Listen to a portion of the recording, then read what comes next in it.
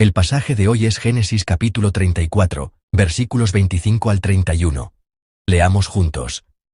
Pero sucedió que al tercer día, cuando sentían ellos el mayor dolor, dos de los hijos de Jacob, Simeón y Leví, hermanos de Dina, tomaron cada uno su espada, y vinieron contra la ciudad, que estaba desprevenida, y mataron a todo varón. Y a Hamor y a Siquem, su hijo, los mataron a filo de espada. Y tomaron a Dina de casa de Siquem, y se fueron. Y los hijos de Jacob vinieron a los muertos, y saquearon la ciudad, por cuanto habían amancillado a su hermana. Tomaron sus ovejas y vacas y sus asnos, y lo que había en la ciudad y en el campo, y todos sus bienes. Llevaron cautivos a todos sus niños y sus mujeres, y robaron todo lo que había en casa. Entonces dijo Jacob a Simeón y a Leví: Me habéis turbado con hacerme abominable a los moradores de esta tierra, el cananeo y el fereceo, y teniendo yo pocos hombres, se juntarán contra mí y me atacarán, y seré destruido yo y mi casa. Pero ellos respondieron: ¿Había él de tratar a nuestra hermana como a una ramera? Amén. Compartiré con ustedes un mensaje bajo el título, La venganza, reconocer su señorío. Hay una filósofa llamada Hannah Arendt. En cierto modo, ella es una ilustre predecesora de mi misma alma mater. Claro está, ella no me conoció, ni yo a ella. En 1928, completó su doctorado en filosofía en la Universidad de Heidelberg, en Alemania, bajo la supervisión de Karl Jaspers. Sin embargo, debido a la persecución nazi, no pudo continuar con la docencia ni la investigación, y ni siquiera pudo seguir viviendo en Alemania. Al poco tiempo, se exilió en los Estados Unidos. Posteriormente, escribió un libro titulado Eichmann en Jerusalén. Este libro lleva el subtítulo Un informe sobre la banalidad del mal. Eichmann fue un oficial de las SS nazis que organizó sistemáticamente el Holocausto. Este hombre huyó hasta Argentina, fue capturado allí y llevado a juicio en Jerusalén. Esto ocurrió alrededor del año 1960.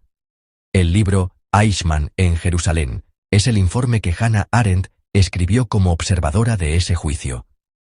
Arendt, quien presenció el juicio, quedó profundamente impactada. ¿Qué fue lo que la impactó? Antes de conocer a Eichmann en persona, ella pensaba: un hombre así debe de ser un monstruo. Pero después de verlo en la sala del tribunal, escribió: Eichmann no era un monstruo. El Eichmann que Arendt conoció no era un demonio malvado, sino una persona sumamente ordinaria. De hecho, tenía la apariencia típica de un funcionario público aburrido e incompetente. Durante todo el juicio, él simplemente insistió. Yo solo seguía órdenes. Después de observar este juicio, Arendt llegó a la siguiente conclusión: el mal nace de la obediencia irreflexiva. Eichmann no reflexionó profundamente sobre el significado o la moralidad de sus acciones. Simplemente se concentró en seguir los procedimientos legales y administrativos, y no tenía conciencia moral de su pecado. Y Arendt definió esto como la banalidad del mal. El mal a gran escala no es perpetrado por monstruos, sino por personas comunes y corrientes como nosotros, que obedecen órdenes sin pensar o sin espíritu crítico. Así, ella definió el mal como banal. El mal no proviene necesariamente de la maldad, sino de la falta de pensamiento, de la ignorancia. Al mismo tiempo, Arendt transmite en este libro la siguiente idea: las víctimas tampoco son infalibles. Solemos ser muy compasivos con las víctimas. Arendt señala: incluso las víctimas pueden cometer errores. Dijo que, si bien los judíos fueron víctimas, esto no significa que fueran infalibles, y que el daño debe ser juzgado como daño, y los errores, como errores. Mientras meditaba en el pasaje de hoy, pensé en Hannah Arendt.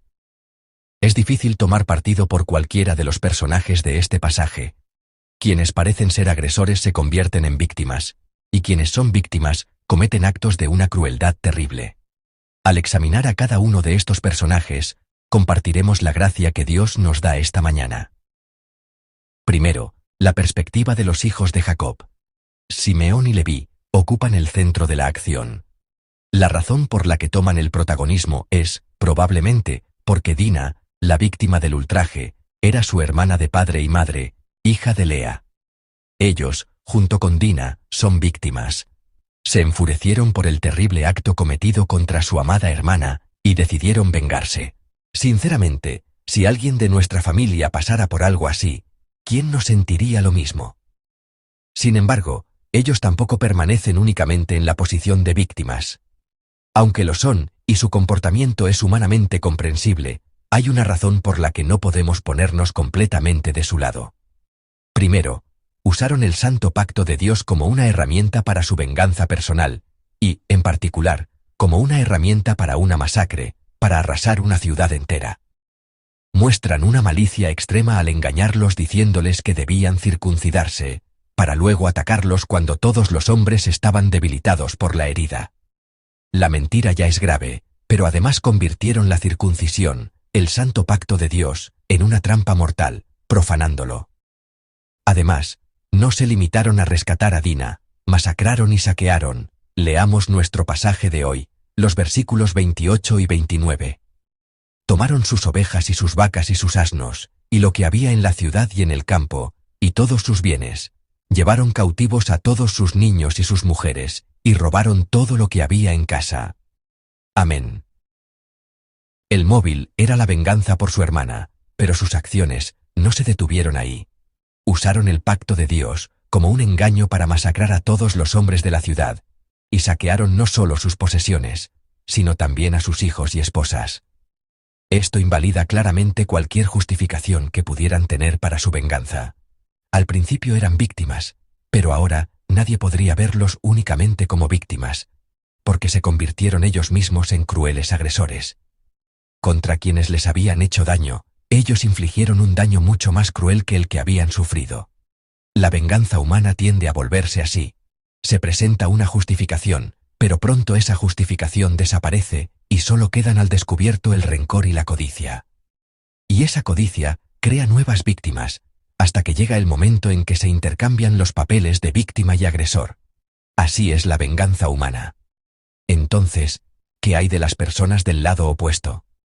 Frente a los hijos de Jacob están Siquem, el hijo que ultrajó a Dina, y su padre Hamor. ¿Cómo son ellos? ¿Son simplemente agresores?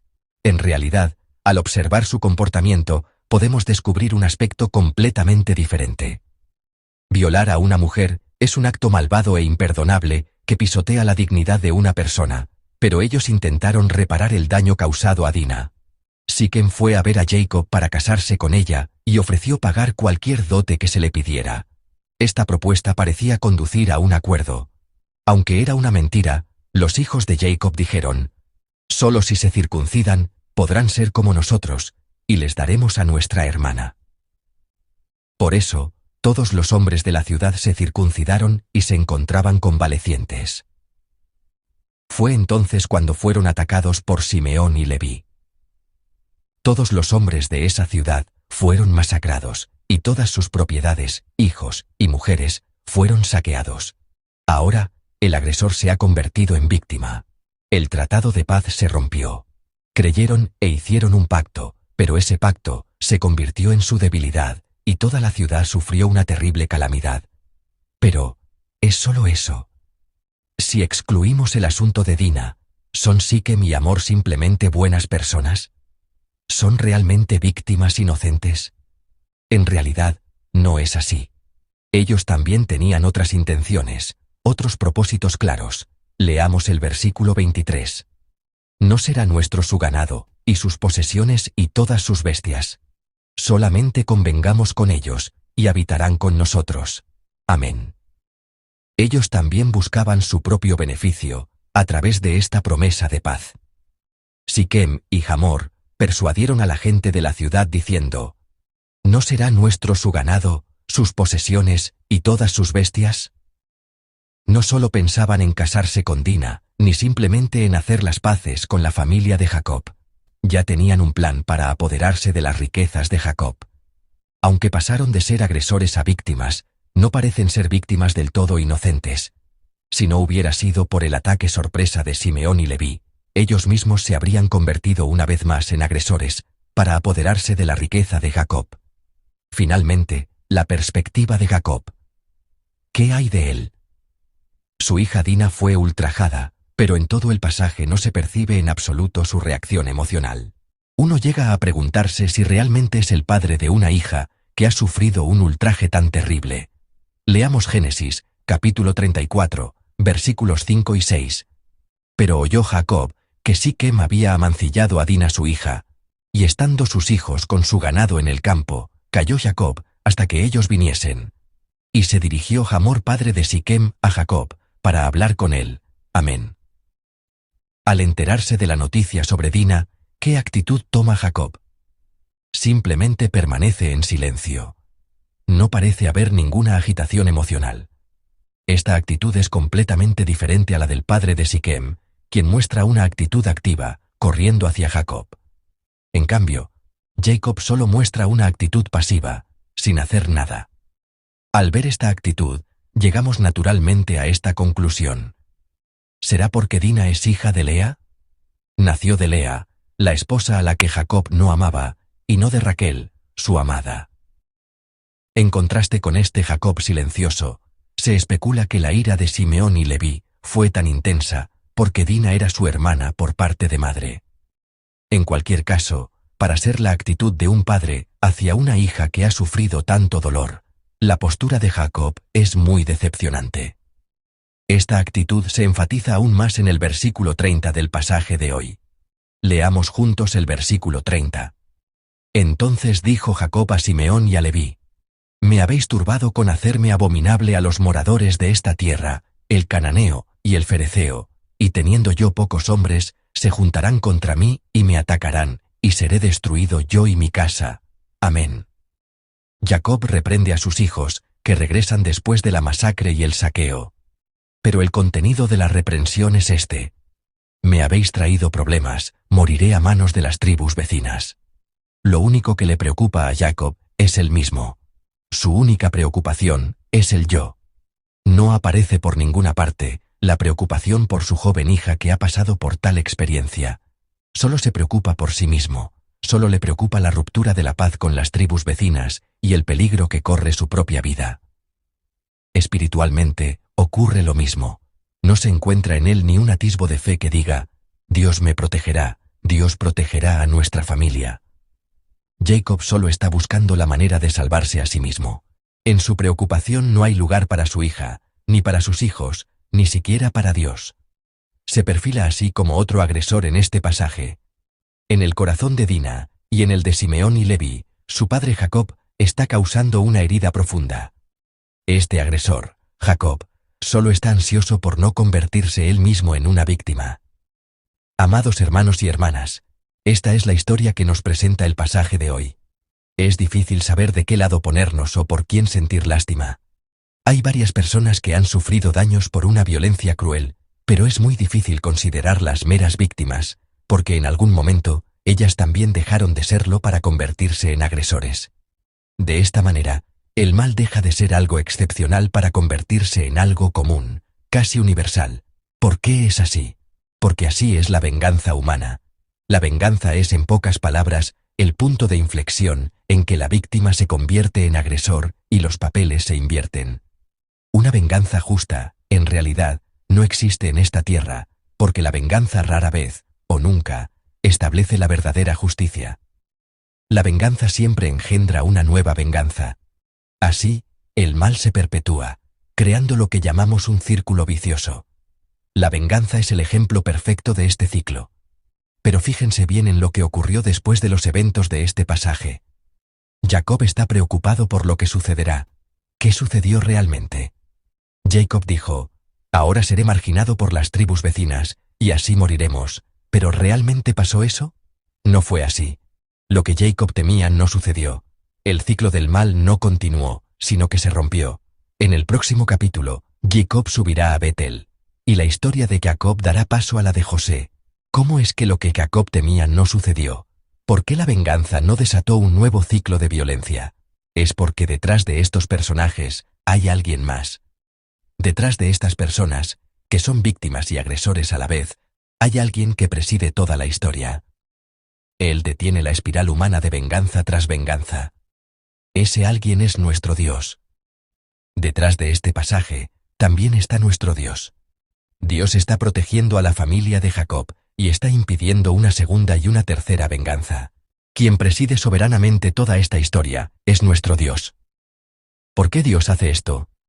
Aquí está la respuesta. Leamos Génesis capítulo 27 versículo 29. Sirvante pueblos y naciones se inclinen a ti. Sé Señor de tus hermanos, y se inclinen ante ti, los hijos de tu madre. Malditos los que te maldijeren, y benditos los que te bendijeren. Amén. Isaac, pensando que Jacob era Esaú, le dio la bendición del primogénito. En esta bendición, malditos los que te maldijeren, Dios hizo que la misma promesa que le había dado a Abraham, continuara en Jacob. Esta bendición aún permanece sobre Jacob. Quien maldice a Jacob, recibe la maldición de Dios. Además, Dios le hizo esta promesa en Betel. Es Génesis, capítulo 28, versículo 15. He aquí, yo estoy contigo, y te guardaré por donde quiera que fueres, y volveré a traerte a esta tierra, porque no te dejaré hasta que haya hecho lo que te he dicho. Amén. Dios prometió proteger, guardar y no abandonar a Jacob. Y en este momento de la historia, Él no olvida esa promesa, y la está cumpliendo. El hecho de que no ocurriera una segunda o tercera venganza contra Jacob, no se debe a que él fuera fuerte o bueno, sino a que Dios no había olvidado su bendición y su promesa. En el pasaje de hoy, no hay una sola persona en la que se pueda confiar.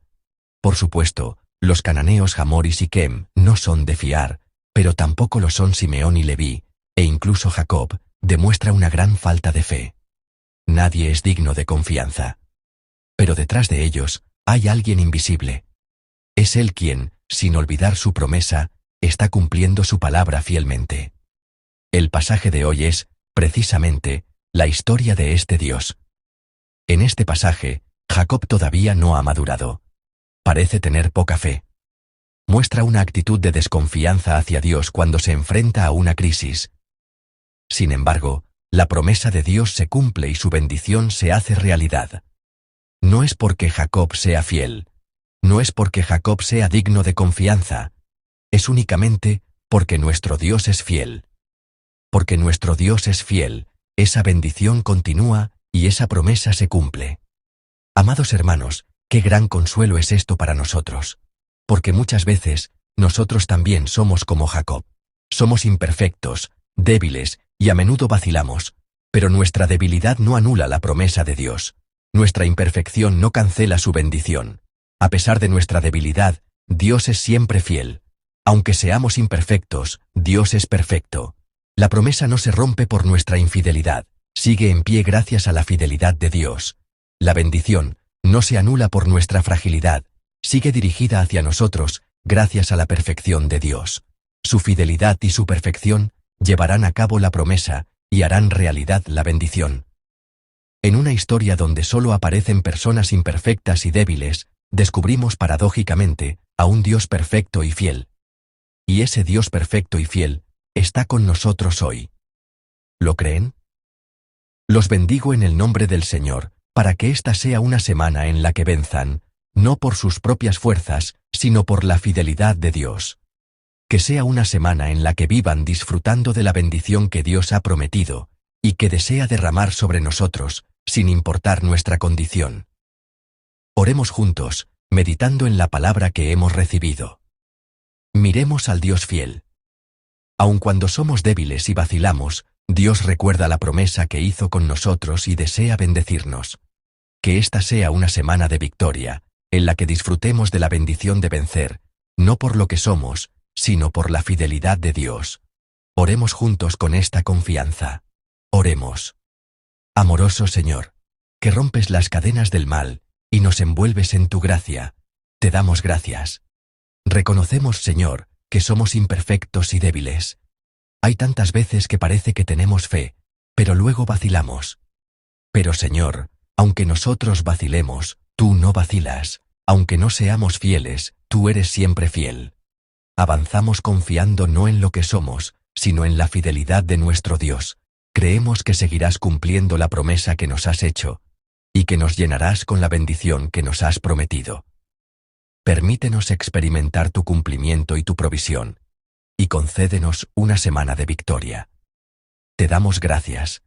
En el nombre de nuestro Señor Jesucristo, oramos. Amén.